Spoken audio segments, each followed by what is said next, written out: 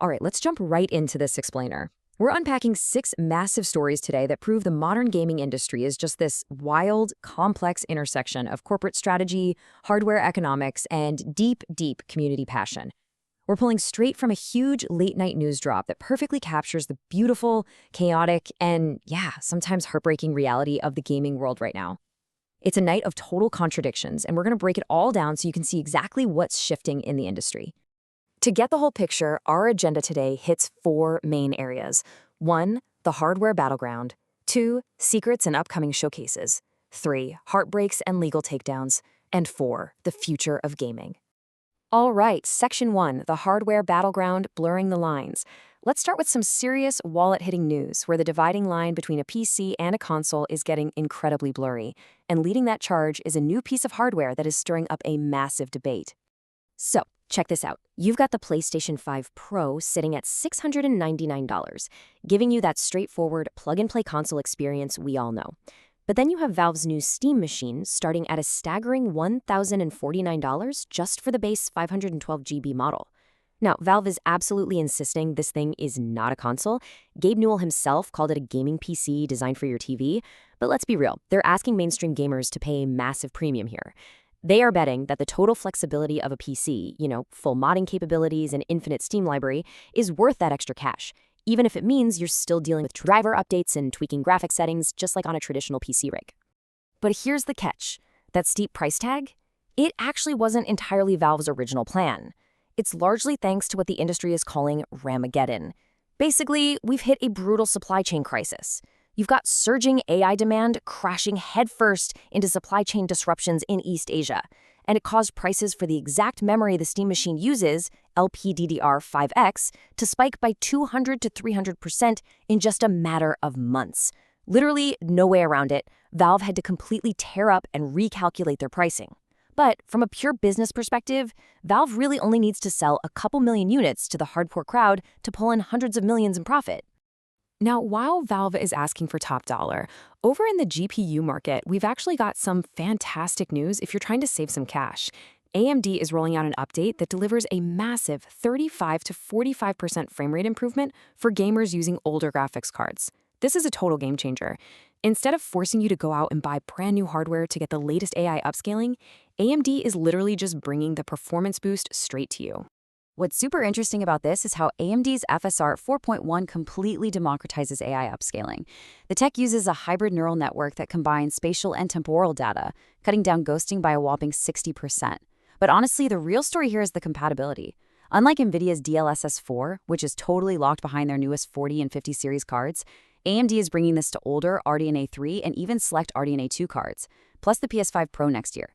They're throwing down a direct challenge to NVIDIA's strategy by prioritizing hardware accessibility over strict exclusivity. It's a very calculated move by AMD to build customer goodwill and protect that 25% market share of theirs.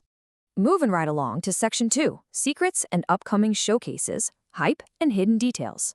Hardware really only matters if the games themselves are captivating, right? So let's pivot to the pure passion of the players, starting with the crazy secrets developers hide right in plain sight. Speaking of captivating, we have to talk about the sheer dedication of the Grand Theft Auto community. You guys, it took over a full year of agonizing waiting and relentless searching, but fans finally uncovered a brilliant Tommy Vercetti Easter egg hidden away in the second GTA 6 trailer. Just think about that for a second. Millions of people obsessively watching a single video for 12 straight months before someone finally spotted it. The level of dedication here is staggering. A user going by Vice City Vigilante found it completely by accident while analyzing environmental design for a YouTube video. This Easter egg was so meticulously hidden, it's on screen for just 0.3 seconds in a totally blurry, super busy background. The guy literally had to analyze the footage frame by frame at quarter speed in 4K just to notice a wall mural of an iguana wearing Tommy Vercetti's iconic blue floral Hawaiian shirt. Insane, right? But it isn't just a fun piece of trivia. It proves how Rockstar builds this incredible, enduring connection with their community by deeply respecting their 20-year legacy. And hey, if you love hype and legacy franchises, tomorrow's 30-minute Capcom Spotlight promises a rapid-fire look at some huge franchise returns, keeping the community's energy at an absolute peak. We're expecting major updates for Dragon's Dogma 2's new expansion, some actual gameplay for the highly anticipated Onimusha remake running on the RE engine, and more details on Monster Hunter Stories 3. There's even a rumor floating around about a shadow drop. It is a fantastic time to be a fan of these classic worlds. All right, shifting gears to Section 3, heartbreaks and legal takedowns, corporate realities. Because the industry isn't all just Easter eggs and hype, unfortunately. When you've got billions of dollars on the line, reality can hit pretty hard. Let's explore the much more heartbreaking side of corporate decisions and IP protection. First up is the end of a massive 10-year era. Sony has officially pulled the plug on any new content for the legendary live service shooter Destiny 2. Following Bungie's full integration into PlayStation Studios and some really significant layoffs, the game will no longer receive any new seasons or major updates. Instead, the studio is shifting all of its focus over to a brand new extraction shooter with RPG elements, currently codenamed Matter. And this situation brilliantly illustrates the human element of the industry. Listen to this quote from Megan Everett, the community director for Warframe. Now, Warframe is Destiny's fiercest direct competitor in the free-to-play space, yet she expressed genuine heartbreak over the news. She pointed out that for a decade, these two games pushed each other, that a world without Destiny isn't a positive one. Destiny's raid designs inspired Warframe, and Warframe's movement systems totally inspired Destiny. It's a great reminder that, behind all the massive corporate umbrellas, developers actually deeply respect and elevate each other's work. But, when you follow the money, the cold, hard business reality becomes pretty clear. Destiny 2 suffered a brutal 65% drop in active players between 2022 and 2025, with annual revenues dropping down to around $200 million and development costs basically hovering right near that exact same number. The game was barely scraping by. Sony's hand was pretty much forced. They're making a massive bet on Matter, which reportedly has a lifetime revenue potential of somewhere between $3 to $5 billion. So yeah, it's a really tough, numbers-driven pivot. Over in the Nintendo ecosystem, we're seeing another kind of heartbreak.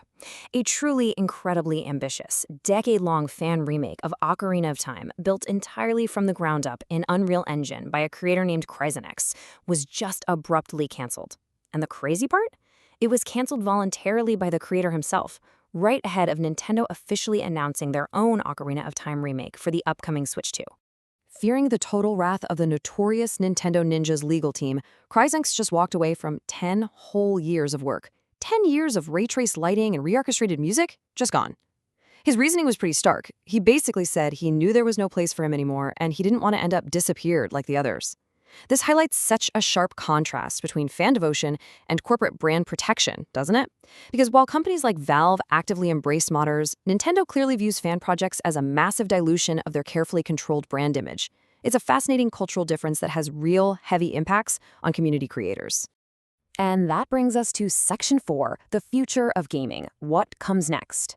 So tying all these wild, dramatic shifts together, from $1,000 PC hybrids to massive live service shutdowns, what exactly should you take away from this explainer?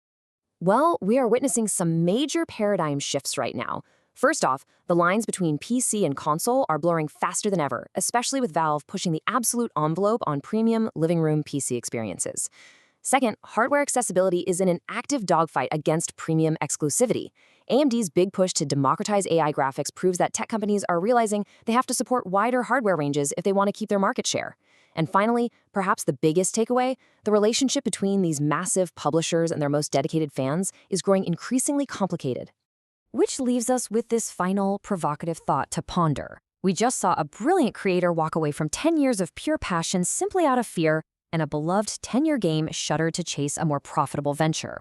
So in an era where deep, unwavering community passion is exactly what drives this massive market, will relentless corporate control ultimately extinguish the very love that keeps the entire industry alive? It's a critical question, and how these companies answer it over the next few years is absolutely going to shape the games we play for decades to come.